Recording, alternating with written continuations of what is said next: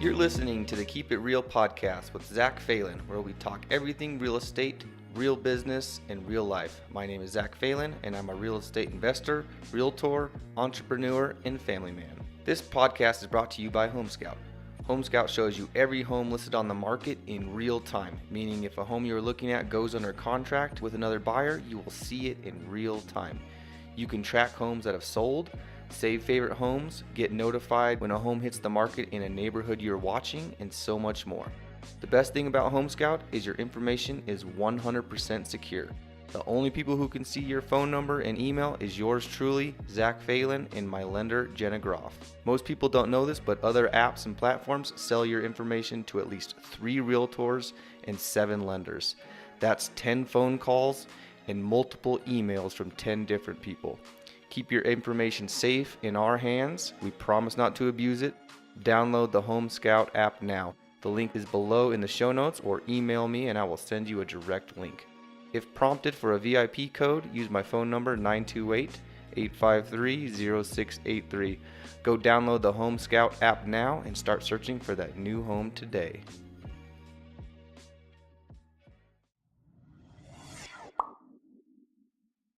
We are going to talk with Brian today about his side business that he has going on. It's been going really well for him. A little bit of a side hustle. You guys know I'm a huge fan of side hustles.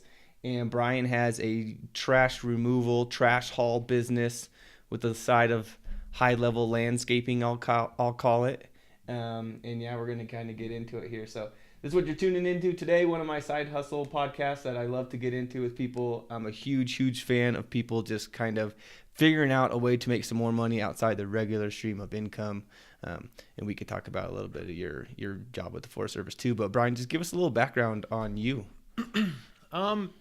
Well, Zach, thanks for having me today. And yeah. I'm from Southern California originally, which I know has a little bit of a stigma. Nah, but you're like a flag local now. I left in '95 when I was 18, and I've kind of moved all around the West. Yeah. Settled in Flag a few years ago, and after living in some really nice towns, really came to really love Flagstaff, Sedona, all of northern Arizona. I think is just really super cool. Nice. Yeah. So you bounced around a little bit, ended up in Flagstaff. I know you work for the Forest Service. That's where me and you met. Right. Yeah. You've been doing that for a while, right? On and off since 2002. Yeah. Yeah. So I'm going into my 9th fire season coming up here in about a week. Man, that's a little bit like me. I did it all through early years of college. That's how I paid for college up front, the community college. I mean, I had a job in Williams when I was 4-5 days out of high school. Oh, okay. Yeah, and I worked on the engine out there, and then I worked on the helicopter crew for 4 years or 3 years, and had a year off in there somewhere in the middle of college. Yeah. And then when I moved around and I came back to Flagstaff, I got a job back on the fire with the Forest Service for 2 years. So right. A little bit of the same thing there. Yeah, exactly. It's cool because you can leave it and come back, and the Forest Service and other wildland fire agencies are always looking for people that can do it and have experience. Yeah, so have experience, and they're looking for good quality dudes. Yeah. I think the last fire you and I are on, you IC'd it. Yep. And I was listening to the whole thing. I was like, dude, Brian is out here killing it. Yeah, thanks, man. And you're in prevention, which is a different side of everything. But someone, one of the captains was like, man, if you want to get written off, I'll do it for you. Right. Yeah, right. That was a good one. Yeah, that was. That whole fire, I was just like, he's on top of it. He's all around. You nailed that one. To me, thanks, man. Like, to me, that part is the easy part. You know, for me, especially in business or in, working for a company or working for the government, to me, the talking with folks and orchestrating things that's the easy part. Yeah. That's because it comes natural to me, not, I'm lucky there. Doing the actual work physically is the hard part. Yeah. But for a lot of people and a lot of small business people, especially, staying in contact with people, answering the phone, same thing on a fire, answering the radio when someone's calling, answering the phone, answering both, at the same time type of thing. That's, if you can just keep your head on, it's easy. But same thing in business.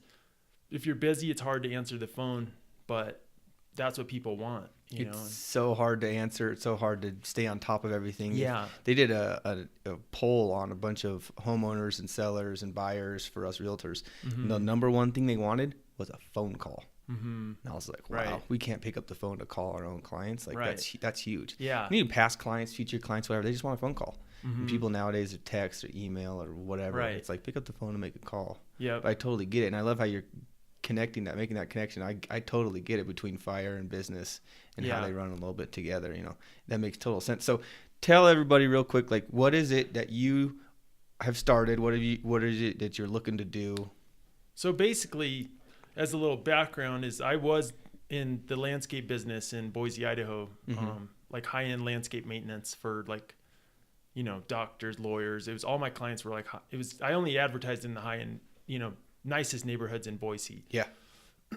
The thing I noticed that part of my business that I kind of made was the most profitable and something that I kind of liked was when people would say, hey, I've got this junk. Can you come and throw it in your trailer and haul it to the dump? Yeah. Because a lot of people don't have a pickup truck or a way to haul it. Mm-hmm. So I've kind of after being in, landscaping for about 10 years total, I've decided to like kind of streamline it to just like junk and debris hauling. Yeah.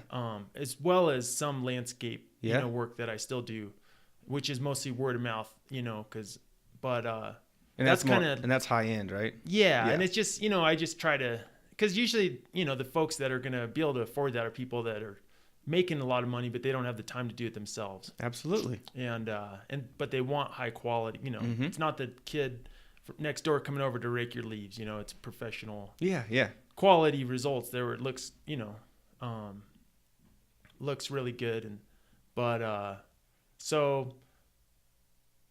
just feel like the junk debris hauling. The other thing with that is, I can kind of take the environment into account as well. Cause I'll, if people have metal, I'll recycle that. It's not like I'm trying to make money off their metal, like some people try to do, cause there's not much money in that, but it's nice to be able to help with that, be like a conscious trash man. Yeah, absolutely. And that goes huge in Flagstaff. Yeah. Mm-hmm. And then knowing that I'm not going to like dump it out in the woods, or something like that. Like, yeah, you told me on the phone, you're like, I'm going to the dump and it's going to cost me like $500 to dump all this stuff.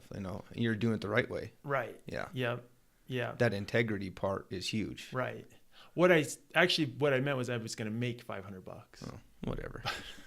Make 500, pay, dump 500, something along those lines.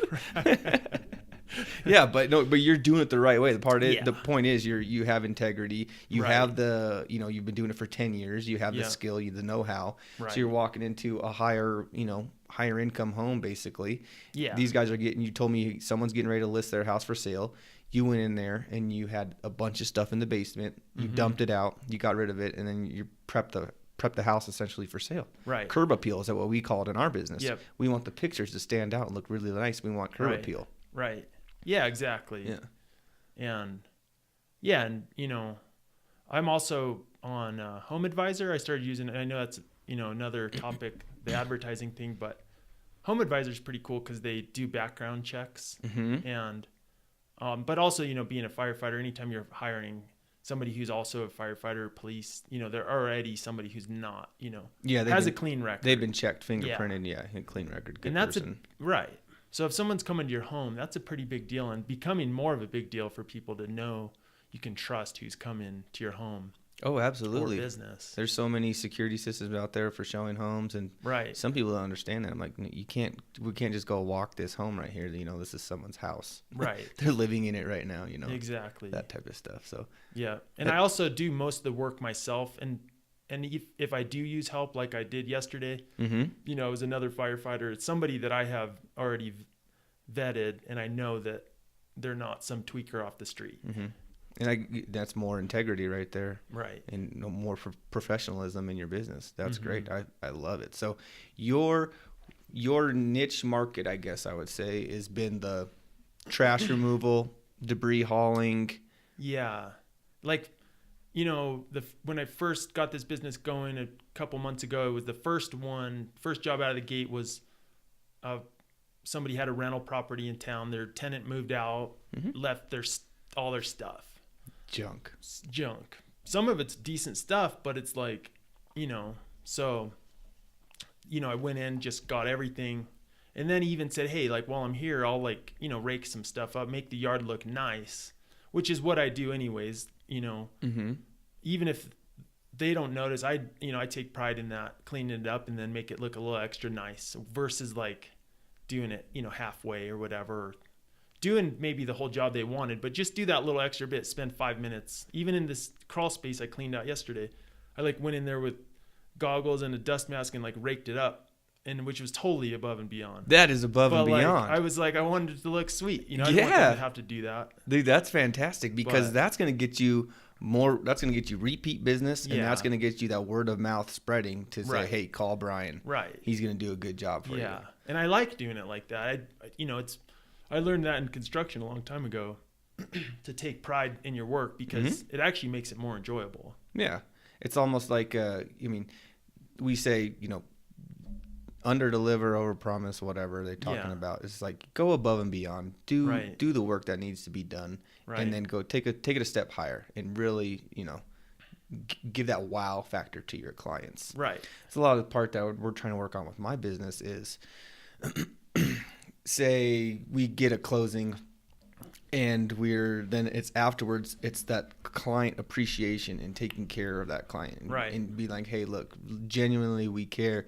Thank you so much for believing in us and helping support and grow my business. Right. And just being there and helping them out and taking care of stuff before and after and during the whole entire transaction. It's much more of just a real estate transaction. This is almost developing lifelong friends and lifelong clients who I'm going to be with forever. And it's like, go above and beyond, show a little bit more than what the average person out there is doing.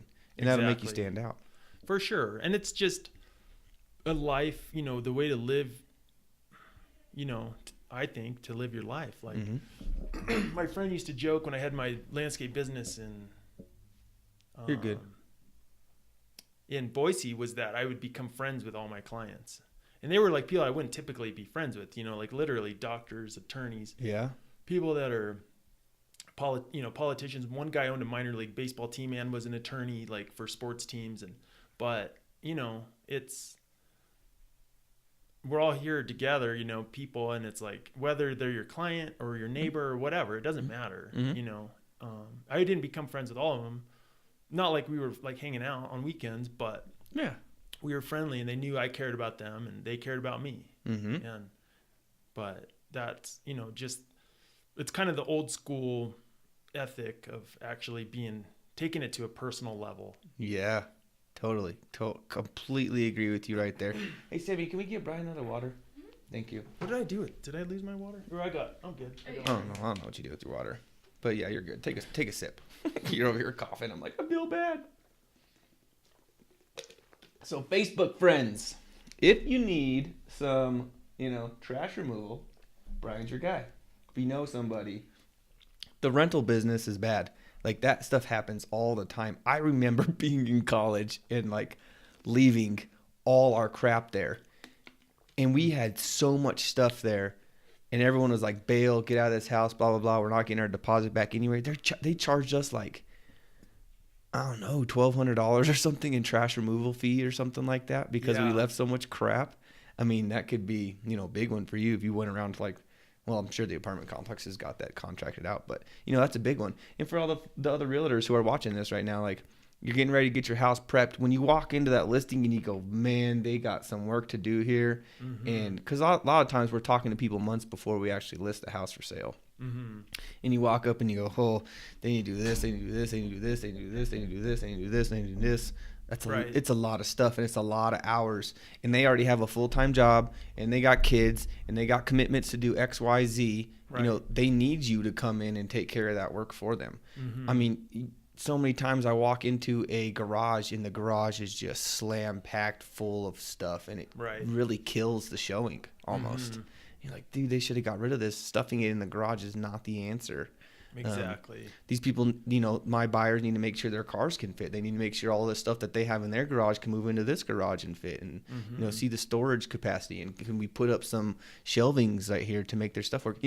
That's just one example of it, but your business is huge, and that's what kind of I want to get into is you saw a need and you filled it. Right. And, with all the whole, Walmart and Target and all this junk that people are buying, that's what I see a lot of is stuff that people are buying that they don't need. They use it for a season, whether it be toys or, yard, like furniture, it's just junk. And then it just needs to go to the dump because it's not stuff that's really quality built, it's going to last. And I see it in all these different properties, and people just, it just accumulates over time, and then junk piles start appearing and maybe on someone's side yard. And so with the landscaping side, I just really noticed that people have a need for that, and it also brings a lot of joy to them because when that stuff's gone, they feel so good about it and have that clean space. And it kind of comes down to like feng shui of having, if you have a clutter-free space, you're going to feel better about it and go in your yard and not see that junk, whether or not. And you don't need to wait until you're moving, to get rid of that stuff. It's like, just get rid of it. And I don't necessarily always take it to the dump. Sometimes it's a thrift store. If it's good stuff, that's my thing too, is like, I encourage people, I see people throwing away really good stuff. And it's like, thrift stores will come and pick that stuff up. They won't pick up mattresses nowadays, I found out. Yeah, so they're dirty. Yeah, no one wants those. No. But any other kind of, decent furniture and stuff, it's like that stuff can go to the thrift store, and then, less low income people can buy it. And then also that money is going to, help nonprofits. And I see a lot of folks that just don't have the time. They're just throwing that stuff away. And, I'm happy to take it to a thrift store for them, or the dump, or whatever, or the metal recycler. But, there's no need to just have that stuff sitting in your yard or in your house. Yeah, no. And people, it's also with the pack rat problem, hoarding, it's like, that's a sickness. And like, I've helped families who are like, hey, get rid of this stuff for my dad who has Alzheimer's. And like, they're like, wait till he's gone and then get rid of everything, because he's been hoarding stuff for 30 years. Oh my gosh. One guy kept adding on to his garage. He was a contractor. The garage, you could have fit 30 cars in, literally. He kept adding on, and it was full of junk. It was full of construction debris from jobs he did. He didn't want to throw away lumber. Yeah. And so there was 30 years of old lumber, and he literally got dementia so bad that his wife was like, I'll take him, when you work, I'll take him to the store and then come back. And finally, he actually did wind up coming in and was like, you need to leave. Because he didn't want me throwing away his lumber. And she's like, okay, like, that's it. Like, but he's been hoarding stuff for 30 years. Talk about a tinderbox. Yeah. And lumber is a big one. People hold on to lumber. They're like, oh, we'll use this. And they don't. Yeah. And old lumber, for the most part, is no good except for burning. Unless it's like good old barnwood or something. That's high value, but make some cool furniture. Some old 2x4s in your yard. Yeah, no way. Yeah. Stacked up all over the place. Yeah. Dad, are you listening? Construction worker, Dad? Yeah, it's just, that's, like you said, that's just kindling is all it is. He could fit 30 cars in the garage. Yeah. Where was this place? In Boise. Yeah. Yeah. He just kept adding on to the garage and just, I mean, it's probably still full of junk. Jeez, that's wild. Yeah. Yeah, I'm sure you got a ton of those stories, crazy hoarder stories. That was the worst one. It was, because I mean, he was literally adding on to the garage just to store more junk. And just like the storage unit thing, people have storage units that they're paying on that are full of junk. But it's sentimental maybe in some cases or whatever, or they just don't have time to deal with it. And it's like, I learned that a long time ago. It's like, clear out that storage unit and just get rid of that stuff, because it's not worth as much as what you're paying the storage unit. Yeah, no. A lot of times. $45 a month, whatever. Or more, for the last 3 years. Right. And I have no idea what's in there. I haven't been in the storage unit in 2 years. Yeah. Yeah, there's a ton of that. Yeah. If you're in the storage unit business, sorry. I would love to be in the storage unit business. Yeah, that's a great business. Yeah, I'm trying to get into it. Really? So, yeah, because nice. I bought my mobile home park, and I was like, this is good and fine and whatever, and it's supposed to, it's high cash flow, whatever, that type of stuff. But the storage unit business, there's no tenants. Right. I mean, you're not really dealing with people that are beating up your property. Right. They just sit there and they pay you monthly to rent it out, and whenever they quit paying, all that stuff becomes yours, and I call someone like you, or I turn around and sell it to call a thrift store, whatever I got to do. Auction it off on Facebook. Right. All that kind of fun stuff. No, that seems like a sweet business. Yeah, that's a good one. I think the best business that I really want to get into, I just want to own a parking lot. All they got to take care of is asphalt, right? And they make sure that machine works, that comes up and down, and people drive in, pay me $10 a day, just park there and drive off. I think that might be some of the best real estate to own. That's a good idea. Yeah, but yeah. The old folks figured that one out a long time ago. I was still, like 2 years old. They bought all that stuff up. Right. But so I mean, I know you bounce around between the Forest Service, you know, your landscaping and stuff, and you're a little bit like me, you like to be and do a couple different things all at the same time. And I love promoting these, what I call them, it's a side hustle, but it usually turns out to be a full-time job for whomever's getting into it. Right. And I always want my brothers to get into something like this or try this, to get outside of their comfort zone. People spend 40 hours a week, working their whatever job that they usually don't work the full 40 hours for. Right. And I mean, there's so much time left in the week, especially when they're trying to crunch money together or do X, Y, and Z or go pay for a trip to Chile or something like that. It's like, you're good at something, figure out what you're good at, and then go do it. Right. You saw a need for this and you filled that need, and that's a big part of business. There's a need here. Is anybody feeling it? No. Can I fill it? Yeah. Right. Okay. Now go fill it. Don't worry about the how it's going to happen. Just go. Exactly. Just go do it. And I'm super big into that. A lot of my first-time home buyers who are here in town, it's expensive to buy in Flagstaff. Yeah. And they can't always afford it. And a lot of them they'll tell me, I started doing X, Y, and Z about 2 years ago, and that's how we pay for the down payment of my house. And I'm like, dude, that's fantastic. And now I'm making as much money at this side hustle as I am at my regular job. Right. And just kind of compounds over time and really gets going. So it's like, it's crazy. I mean, that's a hard question for you for you to maybe answer, but like, do you see this business growing and growing and growing, and then like, okay, I can't take fire jobs anymore, for the season, take a season off, that type of stuff? I feel like sometimes that happens. One thing is, that controlled growth is like, well, so for me, where do I want to go with it? And I think that's a big thing to think about going into it. That's part of the reason I specialized in the like junk hauling, because I saw that as part of landscaping. Every landscaper has they're hauling brush and junk around, from the jobs. That's part of the deal. Tree waste or whatever. And so I decided to just specialize in that aspect. And I think that's a big thing is specializing you can be more efficient and make better money by not being too spread out. But also, like for me, I always knew I don't want some business where I have like a bunch of employees or even necessarily one employee. It's tough because then now they're depending on you. We could go into another recession, and all of a sudden, how am I going to keep him busy and myself busy? But also, after this last recession, I really think about that. And so I don't want to just go into business solely. I like having this government job 6 months out of the year. Because then, that's wildland fire is going to be around in the next recession, but my business could slow down big time if we have one. And so, no, I just want to keep it as a side business, and maybe where I want to grow is do bigger hauling jobs by having bigger equipment, like a bigger dump truck, bigger Bobcat type of thing. I even got a call from a guy this morning who I did a hauling job for, and he wanted to know if I wanted to demolish a single wide mobile home. And I haven't demolished anything that big yet, so I'm like, I'm not sure. And but that's the direction I want to go. And it's too bad to use machines instead of human labor, but that's kind of the way things are going. And like, I'd rather use a Bobcat and a dump truck than have to hire a couple guys. Yeah, that's great. I mean, it's good that you looked ahead. Like, how do I really want to do this? Yeah. I'm sitting in the same boat. Real estate recession last time was crazy. Right. I wasn't in real estate at that point. I got in during the recession. Yeah.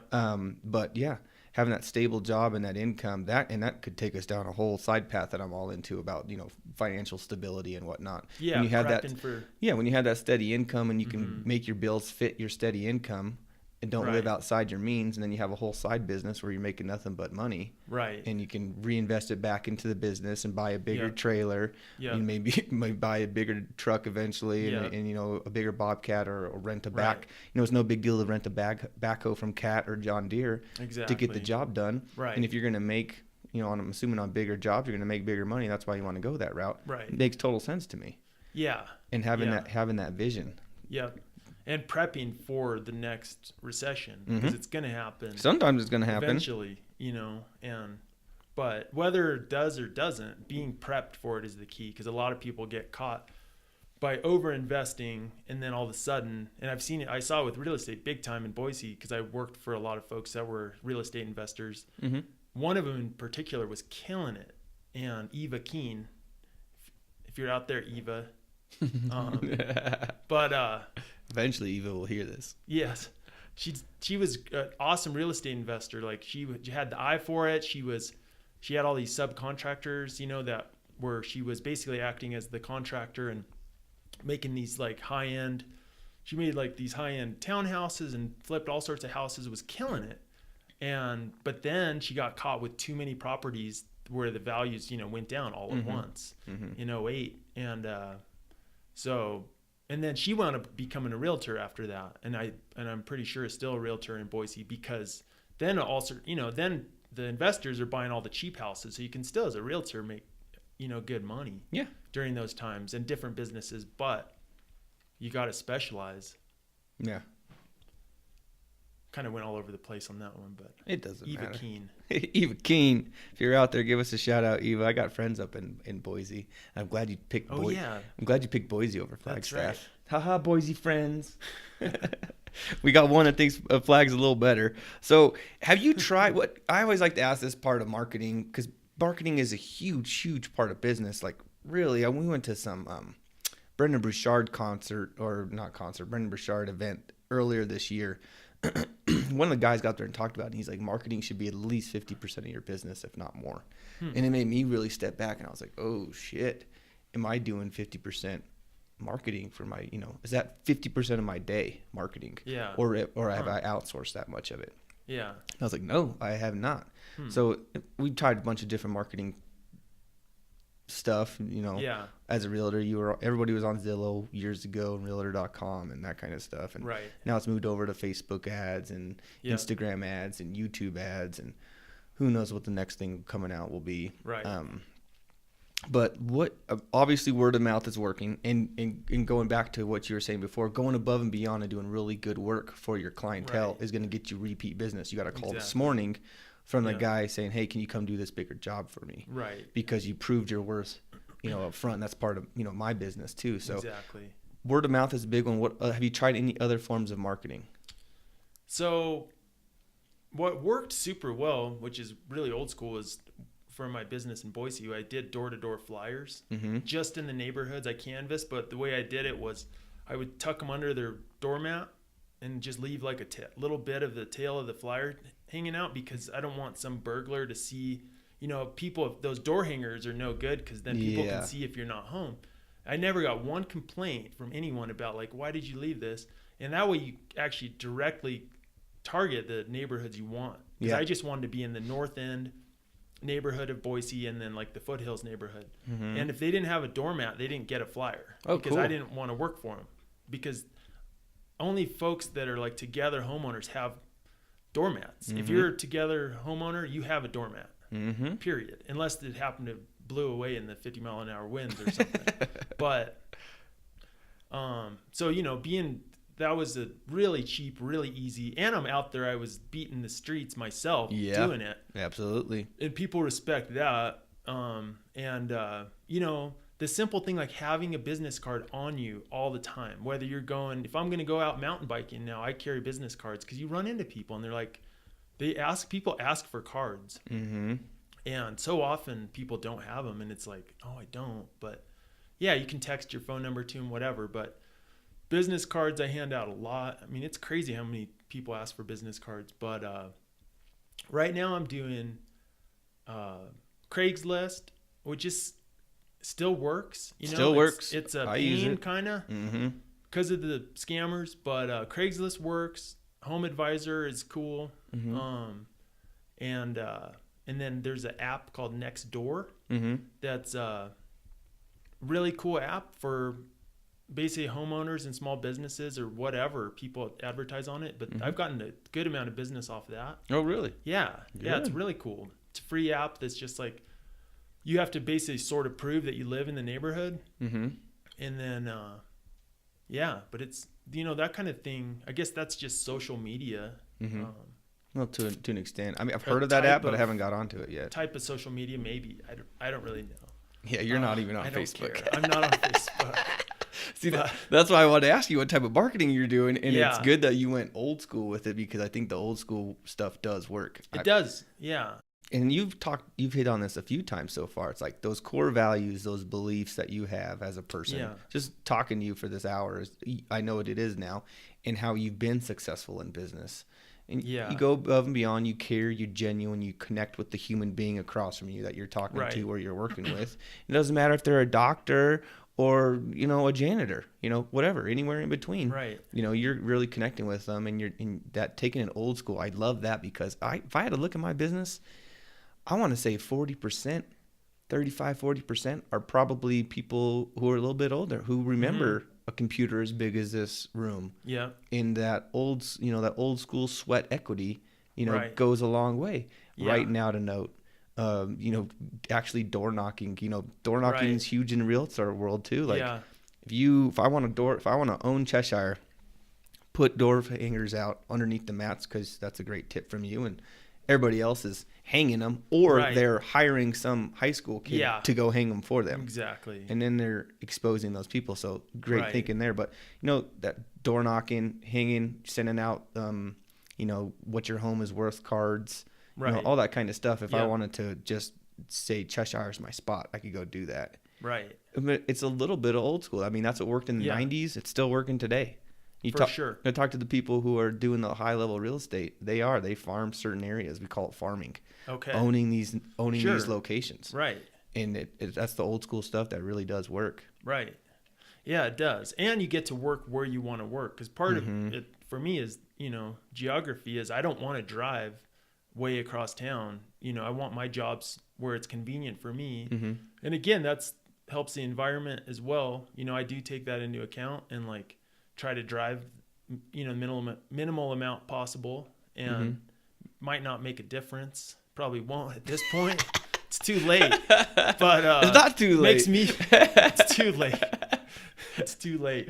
No, we got technology on our side. No, we're gonna, it's true. We're gonna try to figure something out here. Right. Sebastian, No, maybe my it's not. son, he's gonna have to figure out. His that's generation's true, gonna right, have I to forgot. figure some Yeah, you stuff have a out. son. Yeah, it's hard. Yeah, it's tough with kids because you think, man, what's gonna happen for them? But it's all about just making yourself feel good. I want to feel good about what I'm doing, And it sounds like you do. I mean, you definitely feel good about it. yeah, I do. After every day, I know that feeling, fire related too. You put in a hard day's work. You use your hands. You sweat. Yeah. You put in work. You did a good quality job. You look back at it and it looks awesome and it feels awesome. That makes you have a sense of pride. For sure. And you feel better about For yourself. sure. Yep. It's day by day, like for some, we don't all have a great outcome at the end of the day, but if you can strive for, most days being like, yeah, I'm stoked on the production of today, whether it was production of recreating, or business or whatever, of just being successful. Mm-hmm. Totally agree. So why Flagstaff? I know you're big into bikes. So I moved in 2004. I got really into mountain bike racing. I raced mountain bikes when I was a kid, and then I've always mountain biked or since I was 12, and then got really into racing, tried to turn pro in 2004. I was living in Crested Butte, Colorado. Mm-hmm. And then, but the winter was coming. I still wanted to train and race, and I had a good racing season that year. So I was like, with my girlfriend at the time, we decided to move to Sedona. Just kind of, we'd never even been there, but we knew it was like a good place to mountain bike. It's not that it wasn't the mountain bike mecca it is now back then, but so we decided to spend 6 months there, spend the winter, and part of spring and fall, and then went back to Crested Butte. Wound up doing that for 2 years between Colorado and Sedona, and then moved to Boise after that. But I always just really loved Sedona, in northern Arizona. So in 2012, I decided to move back to Sedona, but then wound up getting a Forest Service job in Flag. Yeah. And then moving up here instead. And then was still planning on moving back to Sedona, but then I realized I liked the vibe better up here, and the weather. And then, the mountain biking, I've always lived in places where, like, that's always been a prerequisite for me to live someplace, is to have good mountain biking and a place where I can bike out the door. I don't want to have to drive across town to do my sport. It's kind of like if I was going to be a surfer, which I surfed for like a summer when I lived, on the coast. You got to live really close to the ocean. Otherwise, like, you got to drive an hour to go do your sport. It's not worth it. Yeah. That's why running is cool, because people can just run anywhere. Get out front and run. Just go run. But so cycling's great, because you can road biking is fun, but that's sketchy because of the cars. Mountain biking's nice because you can get out in the woods and get fit and have fun. Absolutely. And you told me you're amateur. Well, so I'm a Cat 1 racer, so that's like the highest class of amateur racing. The next step is pro. Cool. So I've been racing Cat 1, formerly called Expert, through USA Cycling since 04. That's awesome. I didn't know this about you. And who do you ride for? I'm on Team Absolute Bikes, so it's a bike shop here in Flag. Nice. Give a plug to Absolute Bikes. Absolute Bikes. I got a bunch of buddies in Flagstaff and Sedona. They have a shop down there. Yeah, people who ride and eventually just tow their kids around, because that's my age right now. Right. Yeah. Towing kids around, they go buy the Absolute Bikes and buy stuff. I remember buying stuff from Absolute Bikes when I was a kid. Really? Yeah. Yeah, they've been around a long time. I think they're the oldest shop in town. It would either be them or Cosmic. And Cosmic's had a couple different owners, but I would say as far as continuous ownership, Absolute's got to be the oldest. And they definitely have the most inventory. Definitely, I think they're the best shop. Nice. But that depends on, that's everyone's taste, because somebody might want a smaller shop that's less busy, because they are a busy shop. But yeah, so it's cool to be. I was on a bike racing team in Boise and Wild Rockies, which was like a team based on the company was a promotion company for races, Xterra and mountain bike and trail running. Oh, sweet. And then we had some like ex-Olympians and like high level athletes that were kind of more in their retirement phase. Yeah. But it was cool to like race with them, and it made me. So then when I moved here, I wanted to get on a team, and Absolute's, their team is not so much race oriented as trail ferries is what my buddy who was one of the mechanics.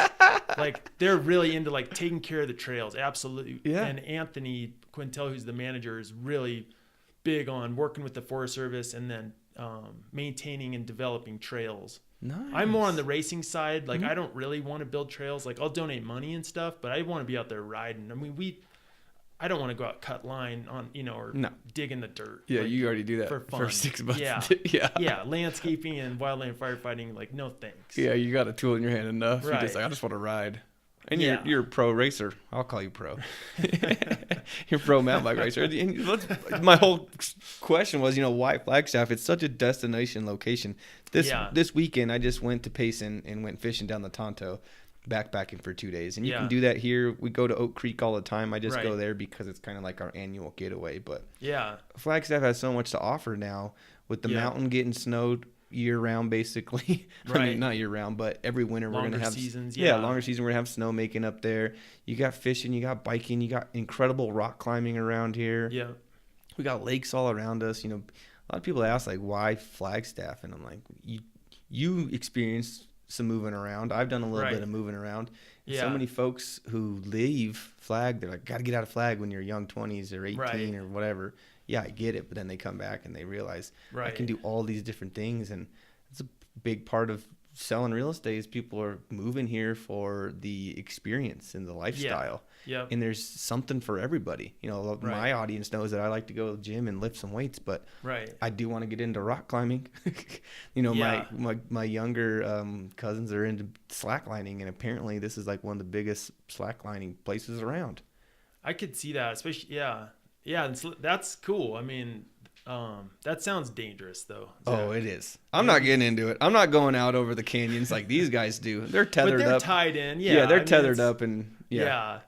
It's a little dangerous, but rock climbing there's downhill. rock I'm climbing. assuming downhill mountain biking is a little dangerous. Can be, but I've been doing it since I was 12, so like 30 years. So I'm I'm safe. Nice. I did last weekend. I did a ride. I did a pre-ride for the Whiskey 50, a race that's coming up. It's 50 miles with like 5,500 feet of climbing.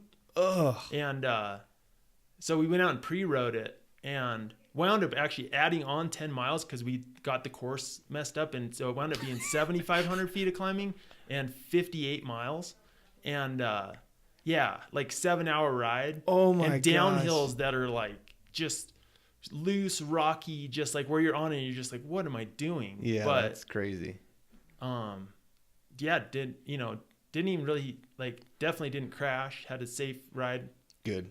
But stay safe. I know you got a wife now, so. Right. Yeah. But it's, it's all relative. It's like if you're dialed in your sport or whatever you're doing, you're not going to have accidents because you're cautious. Yeah.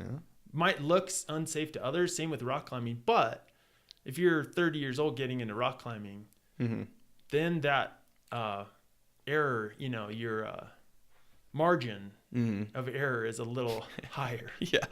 So absolutely. I'm not going to go bouldering. I got Samantha over here and a almost 5-year-old son to take care of. So but this podcast. This thing I got to keep working this one. So what about favorite Flagstaff restaurant? People love this question. I get everyone to be like, ask everybody the Flagstaff restaurants. So for breakfast, tourist home. Yep. We like the tourist home. What is it? It's Bricks, Criollo, or not Criollo. It's isn't all are they Bricks, all owned Tinderbox, together? Bricks, Tinderbox, and Tourist Home. And then, Bricks is part of Criollo. Because that's there's Criollo and Bricks. That's what it is. And then, and I think they're part of Proper maybe. Proper Meats, yeah. I like restaurants where they stress the local, organic. Local farms, everything's sourced local. Yeah. I mean, I care more about organic than local personally just because to me it makes sense to eat stuff that doesn't have pesticides on it. Absolutely. As well as, animals that are humanely raised type of thing. Like that's a big thing for me. Even if it's BS, I just want to, I want to feel good about it. Because they could be lying to us. It might not be local. They're like, oh, this is local. Yeah, how do we know? Yeah. But at the same time, you can tell in the taste. You go to those restaurants that have that stuff, it's good stuff. Yeah, it tastes different. Versus like factory farm raised stuff it just doesn't taste as good. Oh, absolutely. In my eyes. We buy organic, and I source my beef from Lee. Another shout out to Lee Payne. He's got some grass-fed beef. You guys want it, but he's got a farm down in Prescott, and it's irrigated. He's got like 5 different types of grasses, and that's all I eat. I get my beef down there, try to get my deer and my elk and all that kind of stuff. I go to Sprouts and it says 100% organic grass-fed beef, but you look at the color, it's not that big of a difference. I eat it compared to my beef. It doesn't taste the same. Right. So I'm like, is this real stuff or they just pulling my leg because they named some company 100% organic grass-fed beef. Right. Yeah. You don't know. They could be pulling my leg. And you can research that stuff. It's the pain in the ass to do it, but you can. Yeah.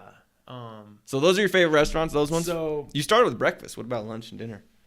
Still those same ones? Dinner, we've been having actually our favorite dinner place right now is Casa Duarte. Heck yeah. Part of the Martans family. Yep. And we live right there north of the hospital, so it's real close. Walk down. Yeah. And which we don't. We should. Well, you will now that summer's rolling around. That's true. We'll walk down, we'll eat. It's good to walk afterwards. Oh, God, yeah. Eat and walk back home. It's great. Yeah. I know. Leave the dogs. Sometimes it's like a time thing. It's but walking to dinner is the best. And then, in the summer, like walking downtown to go have breakfast and go to the farmer's market. Yeah, absolutely. So, Casa Duarte is our favorite dinner place right now. Formerly, it was Criollo. But their menu kind of got funky.